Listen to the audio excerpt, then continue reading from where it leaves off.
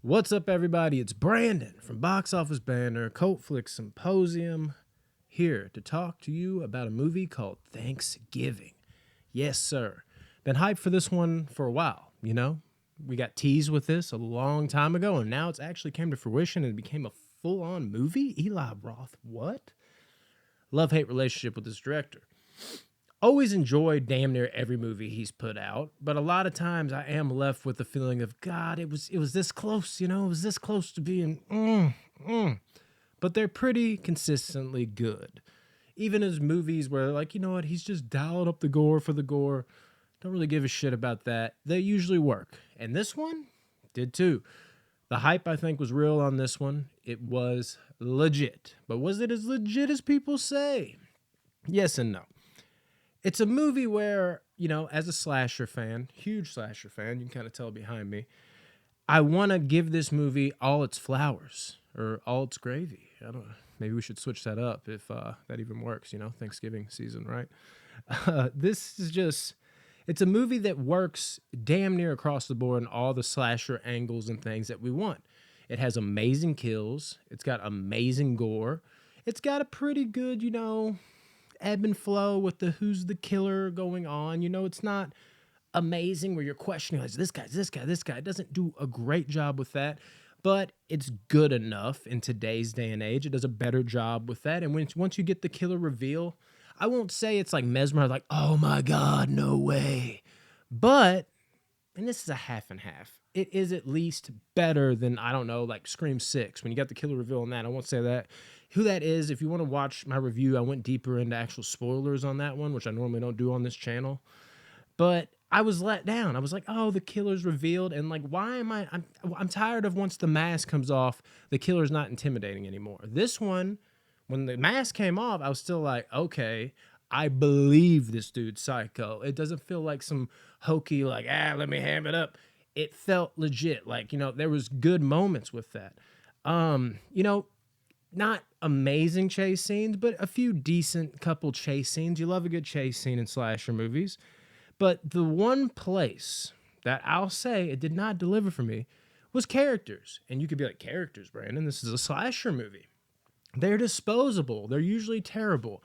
That is a very lukewarm, average type of mindset to have and approach, dude. Look, I know slasher movies don't have the best acting. They're not known for that. And as a casual fan, it's just like, oh, I'm going to a slasher movie for just blood and gore. Sure. But real true to the wool slasher fans know characters got to be fun, And one character in particular has to be very rootable, someone you can just root for to the bitter end. The best slashers have this. What is that, my friends? Final girl. The final girl in this movie is just not good to me at all. Do not like her at all. And her friend group, other than, a couple laughs, because there actually is some comedy sprinkled in here. You know how slasher movies have, like, your little couple moments. They want to say some shit. And you know what? Not, haha, that's fucking hilarious. But there's a couple, off one-liner type moments where I actually kind of chuckled. So that's good about it. But overall, the characters in general, of course, they're not great actors. People, it's a slasher movie, but they just were not likable enough to me. I did not like any of these characters. Let's talk about the killer, though. The one character I did enjoy, the look. Not amazing, again, but it's festive. It works, For what it is, it's like, okay, the look's not bad. You're like, it's good. And it upgrades a little bit because it's like, okay, yeah, right in line, right? He's got the pilgrim look going on. The killer in general, what he does, those kills are very effective. And why are they very effective? A lot of the time it's because of how ruthless the killer is and how believable when you're watching this dude wreak havoc that you're like, oh yeah, dude, at this point, I believe he's about that fucking life, bro. He is going to bash your fucking head in. He's not just going to kill you with his patented weapon, which is always nice to have. You like to have the patented weapon, not saying he does or doesn't in this movie, but you still find a way to spread it around to get the creativity going. Sometimes you hear about, speaking of Scream franchise again, it's always that fucking knife. It's the knife. It's the knife. We like to see the versatility in our killers as slasher fans, okay? If you don't know that, now you know that. Or at least I do, and I think most people I talk to agree with that. Have your machete like Jason. Jason would be the best example of this, where when you think of Jason, his signature is fuck with that machete, but also when you think of Jason, what does he do? He murders everybody with any given thing. You're like, holy shit, did he just kill him with a fucking, like an iron? Over an iron board? Obviously, it's never happened in a Friday the 13th movie. Don't come for me, people. It's my favorite franchise. I know that has not fucking happened, but the point is, it's an example that anything is of use, and I'm going to kill you with damn near anything, get my hands on. It makes it that much better. This movie orchestrates that. Pacing, everything like that's good. A little bit more of something to say, just a little bit, I think, in this movie, with the mayhem of not just Thanksgiving that's in the title, but like the Black Friday of it that goes into it. That is, I'm not going to say exactly what it bases around the story, but it's a lot of what the story is based around and based on.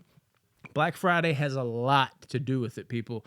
And it's true. We are fucking crazy. I remember one time I was at a Target. 10 minutes after I left, somebody got stabbed in that same Target for a blender. We are insane. And this movie pokes a lot of fun at that and does it in awesome, cruel ways. I will say, however, the ending, I think it really hit a stride. And there was a certain point at the ending, we got to what it felt like, our final resting place. I guess it's a good way of, coining that term in a slasher movie, but where we're gonna kind of settle in as an audience, like, okay, this is where the last hoorah is going down.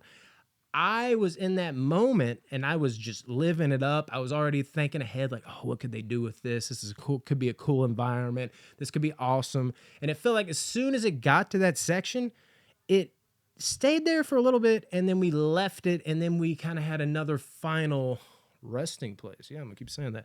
Where this is where the end, very, very ending of the movie played out. And I was a little disappointed in that. It kind of took me out of the movie where I was like, oh no, I don't want to. I want to go back there. That's where we should end it. No, like that was my comfort zone. I had my comforter on. I was like, oh yeah, baby, I'm gonna nest right in here. And they like fucking took the comforter off. Or like, get up.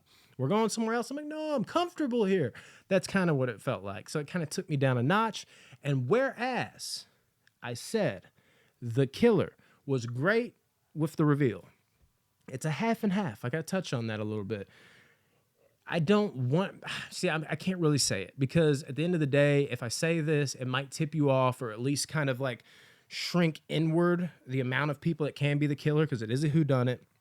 But let's just say the opening moment of realizing who the killer was, it wasn't like a, holy shit, but it was a, okay, yeah, I think this dude's pretty effective, actually, which is cool. Again, refreshing, mask off, and you're still going to be, like, okay, yeah, I can see you fucking some people up. But then as it kept dragging along, it kind of touched into, the stupidity of these 80s slasher movies. That's not a bad thing that we eat up with the cheesiness, and it's like, okay, dude's going a little over the top here, that type of thing. But when he did that, there was something, keyword, something about his over-the-top performance once he was unleashed. There was the moment like, yeah, I was the killer all along. That was effective. And you're like, oh, yeah, dude, this dude, now looking at it, definitely be the killer. But once he was like, hey, and he's screaming at the top of his lungs and, going all out for like the horror slasher movie Oscar, not literally, we know what we're doing here. I think we're tapped into that, but it's like, you got to act over the top insane. It kind of touches into the mental, makeup of what these movies are. Sometimes that works, sometimes it doesn't. And right here, it just, it felt off. I think I know what they're going for, fits the scene, fits the mold, but it did not really work for me. Overall, there's a couple little creative decisions, kind of like what I talked about at the end, that held it back, but not necessarily actually, a fault of this movie. It's not something technically I could be like, oh, fuck that.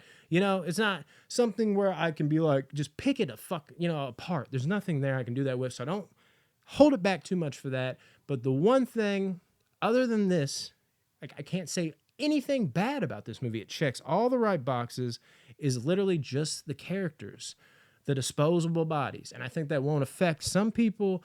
But for people, I think like me, I think they'll look at this and be like, man, kind of missed opportunity on that to, not present what it was. It was a great slasher movie, more than happy and proud of what we got here, but it could have been that upper echelon, 9 out of 10 horror movie. As is, you know, I could watch this every Thanksgiving and be happy. It delivered people, but it could have been that all fucking timer to where I would want to watch it yearly just because, not because, you know, oh, that movie's great and hey, watch it on Thanksgiving, it'll be fun type of deal. So, bit of a missed opportunity to me, but at the same time, a lot better than the slasher movies we get. It was a lot better than, you know, Scream 6 from this past year, and it's my favorite slasher movie of the year, other than The Conference on Netflix. That really surprised me.